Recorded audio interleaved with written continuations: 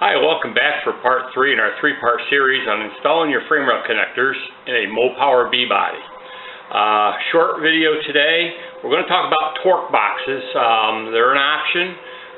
These were installed in some of the cars originally right from the factory, are very similar to this. Convertibles you'll find had them in a lot of cases, the Hemi cars.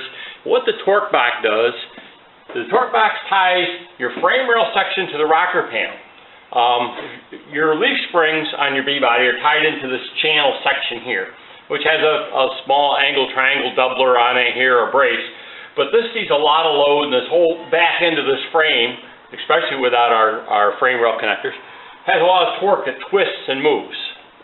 This particular car, this actually had moved and flipped almost backwards. It had been hit so hard and worked so hard. Somebody Dukes and Hazard this car or something years ago. So we've straightened that out the best we can, and we have is a torque box. Now, I had talked about the frame rail torque box. These are available through a lot of the vendors. Again, I use mostly AMD, but AMD doesn't, at least the last I looked, sell torque box parts or frame rail connectors. They're more into the stock restoration parts, but you get on the web, you'll find that these parts are available from many vendors. Now, the torque box fits into this frame. And first thing I'll tell you is it fits in here. First thing I will tell you though is that when you install the frame rail connector, you've added thickness to this frame, and these won't fit. So you're going to have to come in your torque box. You're going to have to grind away this flange, probably an 1/8 inch or more, to get this torque box to fit up inside of here. So the torque box simply fits up inside the frame like this. I have a great big clamp. I'll clamp this thing back, tight back here. And then I'll clamp it up to the frame here through one of these access holes. There's one right here on the inside of the frame. And I'll put a C-clamp here and draw this up tight. The front of this torque box, where this diagonal brace comes, notches just around the very front of that diagonal brace. You won't come flush here with a spring perch. There'll be a little reveal here. In this case, it looks to be about 5/16, 3/8 of an inch of reveal. So anyway, torque box will come in, goes up tight to the frame rail. It doesn't hit the floorboard up in here. In this case, we're not welding it solid to the floorboard, and it's so far away on these that to try to reform that floorboard down, you'll probably get into trouble. So anyway, torque box is up in, clamped in place. We'll do a full weld across the rocker panel, the inner rocker panel. Now, if your inner rocker panel is rotted out, there are inner rocker panel sections available for these cars. I just replaced one on the Project 66 Charger that you'll have to get in here. They're not easy to change. You end up tearing floorboard sections out, but you need a good solid inner rocker panel section for this rear inner rocker panel. Anyway, we weld to the inner rocker panel. I'll do a significant weld all the way down to the spring perch, across the frame rail, and back up the inside of the frame rail. Now, before you put this on here, again, I've got your weld-through primer on here. I'll do some weld-through primer on the inside of this box, and then down where I'm not welding, I'll actually put a top coat down inside of there, a commercial primer, top coat, or a frame sealer, just to keep corrosion from inside of here. I've done the same thing with the frame rail connectors. You know, you go to the car show, you got your mirrors under the car, everything's nice and pretty, you got rust dripping out of that frame rail connector, so you want to seal the inside of that up. So again, here's your torque box in place. It'll get a full weld. I won't take time in this video to weld it up and come back. It's fairly obvious how it goes. This access hole, so you can still get up in here and get to your leaf spring attach points. So you can put the leaf spring on and off and do whatever maintenance you need to do in there. So here's your rear torque box. Simple installation. It's worthwhile to do that. I think these are like $70 a pair, and that'll get you started there. Give me just a minute, we'll reposition and I'll show you the front torque boxes and a little problem I have with the front torque box, so something I'm changing. So I'll be right back with you. Thank you. Okay, let's talk about the front torque box. Our frame rail connector in back here at the torsion bar cross member, we know that. The main frame of the forward frame, the subframe for the front of the car, continues on forward, supports your engine, your front suspension, and it's tied into the floorboard. Now you'll see these screws coming down. I'm not finished with here, so I'm probably not going to weld this in today, but I'm replacing a section of floorboard in the front of this car, and I want to get this frame rail straight before I actually weld this in. But for the purpose of getting this video out to you as soon as I could, I'll show you what's going on here. But anyway, what we want to do is this whole front end is now basically pivoted off this cross member and reacted through a little bit through the floorboard, but through this fairly thin sheet metal component here that ties to the front apron or inner fender. So they have a torque box that fits into this frame section right here, and it ties up, and you'll notice there's these two cutouts. They're to get to those fender bolts here that you have to get your fenders on and off. You got the little clip nuts. I left this one on just so you could see. There's the clip nut type bolt, and the fender comes on and ties in. But anyway, this goes up into here. Same thing. It's basically the position is you almost center these cutouts on these bolts. You'll end up with about a 3/8 inch reveal, again here on this forward apron. And you'll be tight to the frame rail in the back and tight to the rocker panel on the inside. Go ahead and you can weld this seam, you can weld this seam. In addition, you come in here and you do these stitch welds across the rocker panel in this position and up on the vertical face. Had my arm in the way, but yeah, up in here. Now, the problem you will have is the bottom of this is not formed. This frame rail, as it goes forward, it kind of wraps on in. And so you're going to have to do is you're going to have to heat this up, pound it in, hammer it down, and weld this continual around this frame here.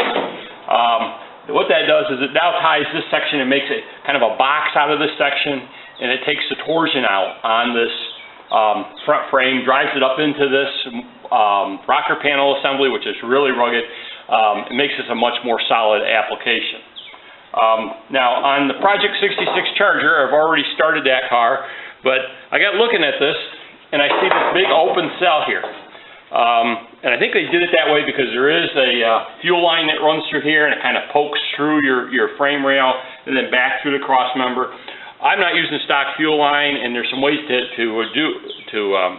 do what I want to do with the stock fuel line, but I'm making my own torque box for Project 66 Charger. What I've got some sheet metal I bought of the same thickness as these other torque boxes. Now, you can get this at some of the home stores. You can get it through your metal distributors. I found the best thing to do is become friends with a local sheet metal shop or fabrication shop and ask them if you can piggyback an order onto them, slip them a few bucks, because you can get a 4x8 sheet of metal direct from a distributor, probably cheaper than you're going to get a 2x4 piece or even a 2x2 piece from your home center. I mean, there's a great markup. They charge for shearing it. So become friends with somebody, one of your local companies, and see if they can actually have a piece of your material drop shipped to them when they're doing their order. Don't become a pest, because you'll wear out your welcome, but it helps you get these materials a lot cheaper than buying at the home type show. So, okay, reason I'm doing this now, this piece is actually made for the opposite side of the car, so I'm going to put it upside down to show you what I'm doing. So this could, on the other side, be flanged up. What I'm doing is making my own torque box that ties all the way back from the cross member for the torsion bar all the way to the front. So it'll tie all the way back. It'll weld full length to the frame, weld full length to the rocker panel, and front and back.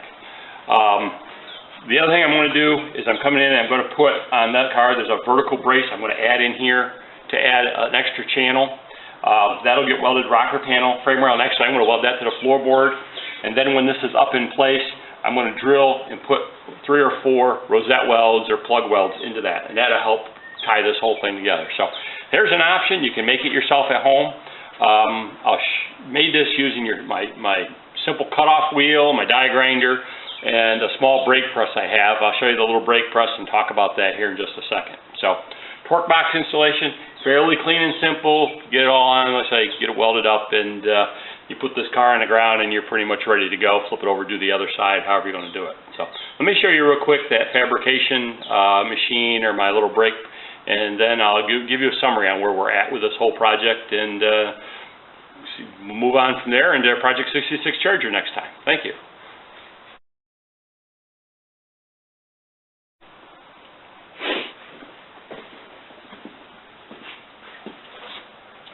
Okay, back over here in the back shop here, just to kind of close this out for this 3-part series.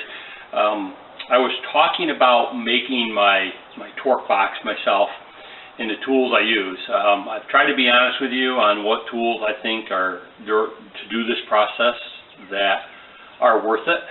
And if there's tools that I didn't think were worth it, or you really, it's eating into budget and it's not absolutely necessary, I want to tell you that too. We talked first about the die grinder here, the right angle grinder. I looked last night, I haven't bought one in a little bit, and for a nice Ingersoll Rand one that is my favorite one, you're talking about $59.95. I found them as cheap as $29.95 or less expensive. They'll probably work for 99% of the stuff you want to do. One thing I want to make sure you do is, at the end of the day or before you start the day, put a couple drops of air tool oil in here. Most of our home shops don't have great water separators for air compressors. That water gets in here and there's little blades in there, like little phenolic blades that cause it to spin. They'll gum up, they get full of rust and moisture, and the thing will quit working. Your gears will get all gummed up. So that little can of oil is a couple bucks, and it only takes a couple drops once a day as you're using these things. They make them last a long time. You don't want to have to replace it all the time because you failed to oil it. So again, we'll say, $60, $59.95 for a nice one. The electric 4 or 4.5 inch grinder, I use it all the time. It's a wonderful tool. And last night, Northern Tool actually had this particular one on sale for $19.95, 20 bucks. So $80 for those two tools. And if you throw them on the floor like that, then you're going to be replacing them. But $80 for those two tools I use for the most of the work. The expensive tools, and they're tools that you're going to buy and use on all your jobs, were my welder and then, of course, the big air compressor. The Lincoln welder that I use, I've had a long, long time. The upgrade to that that's available right now is capable of flux core and gas, although you're going to have to go buy your tank and get that filled and the regulators and stuff. But that is $349, I believe, right now from Lincoln. Brand new, comes with some accessories. I think it comes with those handheld welding masks. Well, I consider those worthless because you're trying to hold your part and do something and weld. You're trying to hold this mask. Again, invest in a good mask. But $349 for that welder, $350 bucks, I think is a tremendous deal, and it does most of what you're going to need to do without getting overly fancy or expecting those pristine, TIG type welds. The air compressor, on the other hand, is expensive to get really what you want to have in your home garage to do this. That little compressor you use to nail your roofing down, that little it's not going to run your power tools. It's not going to paint a car. I've seen people try to paint cars with diaphragm compressors. I did that back when I was 16, 150 years ago. And you see the ones that they got that little, looks like zebra stripes down the car, and it looks dry, and so you're not going to use that. It won't run your air tools.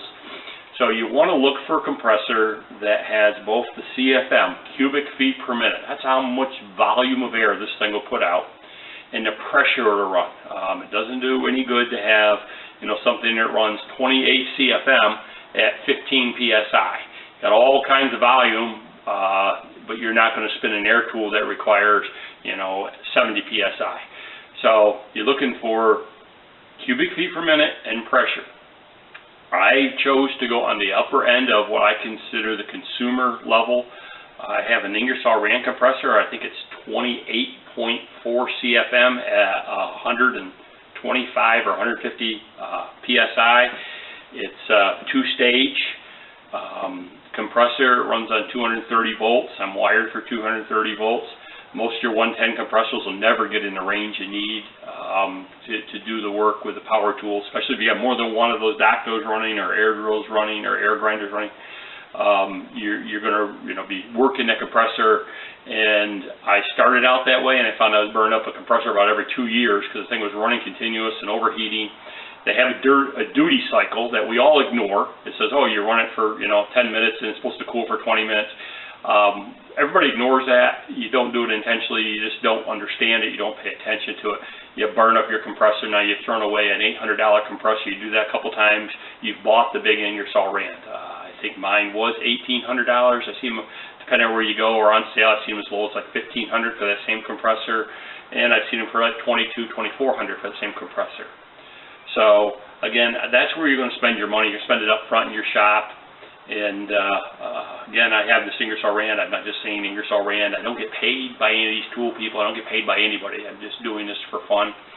But I'm sure there's a lot of other brands out there equivalent to, as good as, better at, who knows. But again, you look for CFM, cubic feet per minute of air, at the higher pressures you're going to be operating your tools. And you'll be satisfied. This particular compressor's been in here running now for about 12 or 15 years. I change the oil once a year. Costs me a couple bucks to change the air filter once a year. I drain the water out daily. A little valve in the bottom just draining the water so the tank doesn't rust out. It's a 80-gallon tank, I believe, on mine.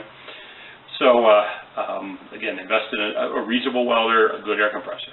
Now, forming parts, I invested in one of these things. This it's a shear, it's a brake, it's a roll. It's kind of like a car boat. You know, it's a car and a boat. It doesn't do either one very well. It's not a really good car. It's not a really good boat. It maybe serves a purpose. I bought this thinking, oh great, I have a shear, a brake, a set of rolls. It's a car boat. Real light material, works okay, works pretty good. You know, it's kind of a box and pan brake where you can take these little sections out. The reason they call it a box and pan brake is on a normal, you know, full length type brake, you can form the piece of metal up, but then you turn it the other way to form it, to make a box or a pan out of it. The vertical leg that you've already formed hits your brake, and so you can't form a box or a pan. You can only make single inline brakes. With a box and pan brake, and there are some nice big ones, you can take out segments and space them apart, these little 1-inch, 2-inch, 3-inch segments, so you can fit them inside your box and form a channel, or you know, a 3-sided, 4-sided box or channel with it, or pan. And they're a nice tool to have, but in this one, it's not rugged enough to do what I want to do. Even the body panels really push it to its limit. Those heavy frame rail connectors, torque boxes, way beyond the capacity of this machine. Now, I used it to form that, but I wasn't making a very steep brake, and it took both hands on it, almost tipped the bench over, trying to form that, that pan the way I wanted it.